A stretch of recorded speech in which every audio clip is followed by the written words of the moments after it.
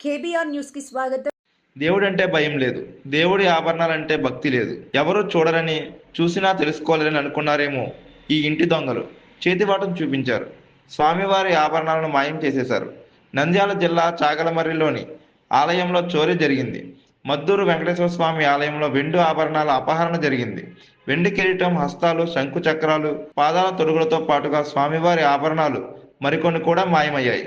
మాయమైన వెండి 10 నుండి 15 కిలోల వరకు ఉంటుందని అంచనా వేస్తున్నారు.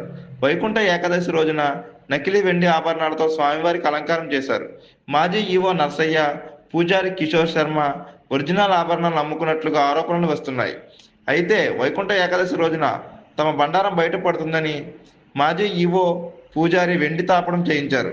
ఒరిజినల్ వెండి ఆభరణాలు మాయం అవడంతో భక్తులు తీవ్ర ఆగ్రహం వ్యక్తం చేస్తున్నారు. ఆగ్రహించిన గ్రామస్తులు ఈ భాగవతంపై పోలీసులకు ఫిర్యాదు చేశారు.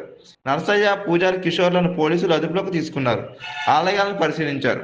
ప్రస్తుత ఈవో జయచంద్రారెడ్డి గతంలో ఈవో తనకు ఛార్జ్ ఇవ్వలేదని ప్రస్తుత ఈవో జయచంద్రారెడ్డి తెలిపారు. అయితే ఈ చోరీపై అన్ని కోణంలో విచారణ జరిపిస్తామని ఈవో జయచంద్రారెడ్డి తెలిపారు.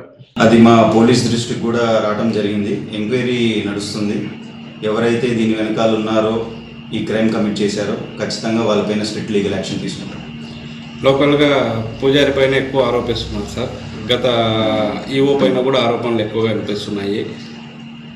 అదే ఆరోపణలో వెనకాల వాస్తవం ఏంటనేది ఇన్వెస్టిగేషన్లో తెలుస్తుంది. Will take definitely serious action.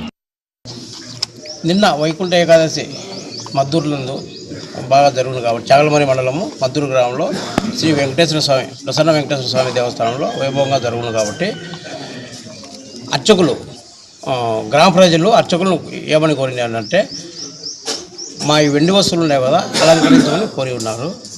అర్చకులు గిల్టు వస్తువులుగా అలంకరించి ఉన్నారు. వాళ్ళు అవి కాదు, ఒరిజినల్ వెండి వస్తువులు అలంకరించమని గ్రామ ప్రజలు కోరగా బీగాలు నా దగ్గర లేవని చెప్పి ఉన్నారు. గ్రామ ప్రజలకు అనుమానం వచ్చి బీరువాను ఓపెన్ చేయడం జరిగినది.